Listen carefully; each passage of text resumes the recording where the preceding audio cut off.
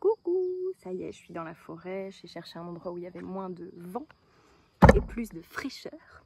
Et enfin, dans la forêt, je suis dans un chemin qui amène à la forêt. Et j'ai décroché au téléphone. Je suis téléphonophobe des coups de fil. Je déteste le téléphone parce que, justement pour ce que je viens de vivre. Et donc, je vais en profiter pour vous faire un exemple de OSBD. Ce que je me raconte là, c'est que putain, j'aurais pas dû répondre au téléphone et pas entendre les nouvelles de Attention vos oreilles de cette connasse qui me pourrit la vie. J'étais tellement bien, j'étais tellement en harmonie avec moi-même. Je partais là juste avec mon trépied, mon téléphone et puis mes petits pieds nus dans la forêt pour tourner des trucs et je décroche au téléphone et là, putain, je m'active fort fort. Je suis déclenchée fort fort. Et donc je vais vous montrer comment je fais un OSBD avec moi-même. Observation. Je suis mal installée. Je suis tendue. Je suis saoulée. Ça c'est pas factuel. Mais je lâche quand même. Je suis vraiment trop saoulée. Je suis en colère et je sens que derrière ma colère il y a de la tristesse, de la peur et de la fatigue. Mais bon, passons au OSBD. Observation factuelle. Je suis dans la forêt pour tourner dans des conditions que j'aime. Et je viens de recevoir un coup de fil qui factuellement m'a vachement déclenché, qui a vraiment activé mon système nerveux en mode attaque. Et voilà, c'est plus ou moins factuel, mais pour moi cette première étape, vous pouvez y aller tranquille. Freestylez, faites comme vous voulez, franchement dans le OSBD, expérimentez-le en fait. Donc voilà, observation factuelle, je suis tendue, alors que je ne l'étais pas. Comment je me sens par rapport à ça?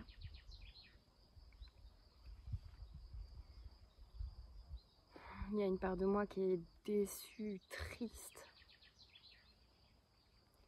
Il y a une part de moi qui est hyper en colère. Je la sens dans ma mâchoire, la colère. La tristesse, je la sens dans mes yeux.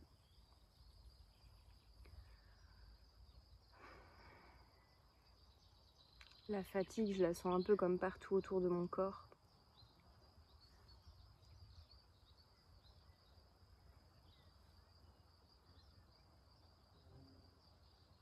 Maintenant, je peux passer à l'étape des besoins. Alors que moi, ce que j'aimerais vivre, c'est de la bienveillance, c'est de la paix.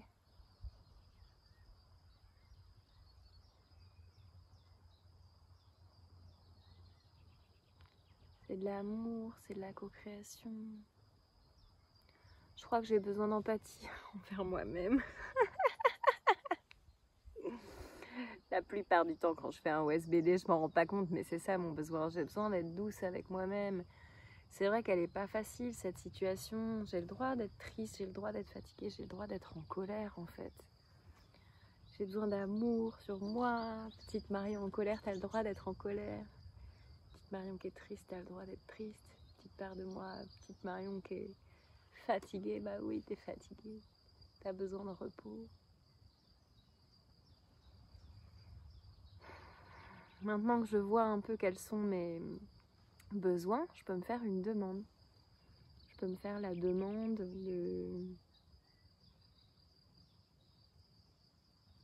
d'aller parler à la part de moi qui me juge de mal vivre de cette situation. C'est l'histoire de la double flèche de Bouddha. Déjà, je vis mal un truc dans ma vie et en plus, je me juge parce que je vis mal ce truc. Retirons cette deuxième flèche. Et donc, j'aurais envie d'aller parler à la part de moi qui me juge parce que je suis en colère, en fait. J'entends vraiment une part de moi qui me dit t'es trop conne d'être en colère. Alors qu'elle est en colère aussi, cette part. Et donc, voilà, je peux me faire la demande de nourrir mon besoin de paix ou de connexion avec moi-même. Et il y a 3 façons de nourrir un besoin. Ah oui, je ne l'ai pas dit juste avant. Il y a 3 façons de nourrir un besoin. Soit j'agis maintenant, là c'est ce que je comptais faire en parlant à une part de moi, soit je me connecte à ma ressource intérieure, ça on le verra dans le module sur la co-régulation émotionnelle, comment est-ce qu'on fait pour se connecter à la part de nous qui vit déjà la paix, se connecter à la part de nous qui vit déjà l'harmonie. La troisième façon, c'est en plantant une nouvelle habitude dans sa vie, en se disant comment est-ce que je peux amener plus de paix dans ma vie, et je peux me dire que je me fais la demande de au moins une fois par mois, au moment de la pleine lune, de prendre quelques secondes, juste quelques secondes, pour essayer de me connecter à la part de moi qui est paisible. Ou de faire quelque chose qui m'amène de la paix.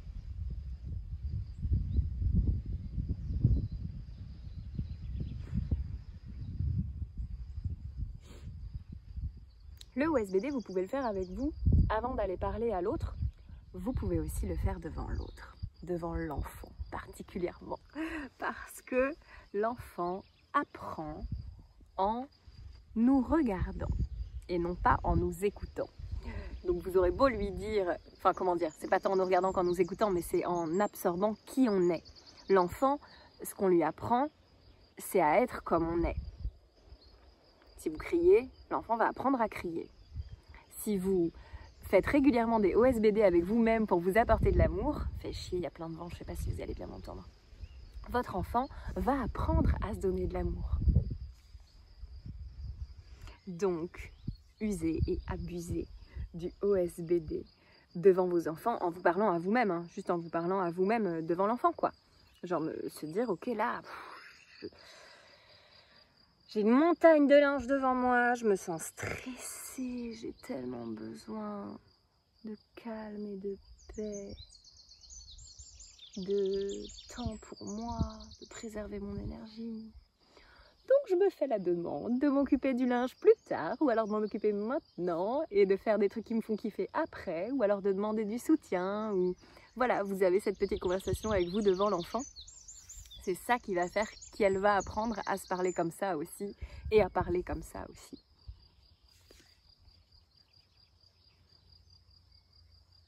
Si vous avez envie d'inculquer la communication bienveillante aux enfants, c'est en la pratiquant devant elles et devant eux que ça va marcher. Soyons l'exemple. Pas facile, hein? Et donc très important. Ah, je pense que les vaches sont juste là. Et donc très important de... Merde, je sais plus ce que j'allais dire. De montrer aux enfants comment est-ce qu'on fait les OSBD, de faire de la communication bienveillante et de nous pardonner. De nous offrir de l'amour. Plus vous montrerez à l'enfant que vous êtes doux avec vous-même, plus l'enfant aura la possibilité d'être douce avec elle-même. Plus vous vous excuserez, plus vous montrerez à l'enfant comment s'excuser, plus vous réparerez vos erreurs, plus vous montrerez aux enfants comment réparer leurs erreurs, plus vous lâcherez prise dans les conflits, plus vous montrerez à l'enfant comment lâcher prise dans les conflits. Plus vous boirez de l'eau au quotidien devant l'enfant, plus l'enfant boira d'eau. C'est infini, vous voyez ce que je veux dire. Si vous avez envie d'inculquer des choses à vos enfants, pratiquez-le. Et ça ne veut pas dire soyez parfait, pas du tout. Pour moi, ça veut dire mettez de la conscience sur ce que vous faites et offrez-vous de l'empathie pour ce que vous jugez bien ou pas bien, ou peu importe, vous faites ce que vous faites et ce que vous pouvez. Et c'est ça le but de la vie, c'est pas d'être parfait, c'est d'expérimenter et d'apprendre. Donc montrez à l'enfant comment vous expérimentez la communication bienveillante et comment parfois vous faites des erreurs ou non, ou transmettez cette joie d'apprendre et d'expérimenter sans peur de l'erreur. Et si vous avez peur de l'erreur, vous pouvez aller discuter avec la part de vous qui a peur de l'erreur. Moi je la vois bien, c'est la petite juge là, ça fait 3 jours que je la vois. Ça fait quelques temps que je parle avec les différentes parts de moi, un peu plus fort ces derniers temps. Et la part de moi qui est une des sous-personnalités de la part de moi intellectuelle, c'est la part de moi qui me juge, qui dit ça c'est bien, ça c'est mal. Et elle prend tellement de place. J'ai pas pris le temps encore d'aller tchatcher avec elle, mais je vous montrerai dans le module de co-régulation émotionnelle comment est-ce qu'on peut aller tchatcher avec une part de nous. Parce qu'en fait, derrière cette part de moi, très en colère, qui me juge, bah, y a une petite fille blessée qui a peur que je souffre. Et c'est pour ça qu'elle agit comme ça. Et je sais pas quel âge elle a, depuis quand elle fait ça. Mais je prendrai le temps d'aller tchatcher avec elle à un moment. Ça aussi, parler devant les enfants, si c'est quelque chose qui vous parle, le système nerveux, ou si c'est quelque chose qui vous parle, le cerveau archaïque et le néocortex, ou si vous êtes plutôt branché à parler des hormones, ou si vous êtes plutôt branché à parler de l'énergie, ou peu importe en fait le chemin entre science et sacré que vous choisirez pour expliquer à l'enfant ce qui vous traverse. Expliquez à l'enfant ce qui vous traverse avec vos propres mots, et elle trouvera ses propres mots. Et j'adore, depuis peu, du coup, je parle devant ma belle-fille des différentes parts de moi, encore plus qu'avant. Et je trouve ça hyper... J'ai trop hâte de l'entendre dire un jour ah là, il y a la part de moi qui est énervée, qui a juste envie de tout péter. Puis il y a une autre part de moi qui comprend. Enfin bon, voilà. Je m'arrête là pour ce chapitre.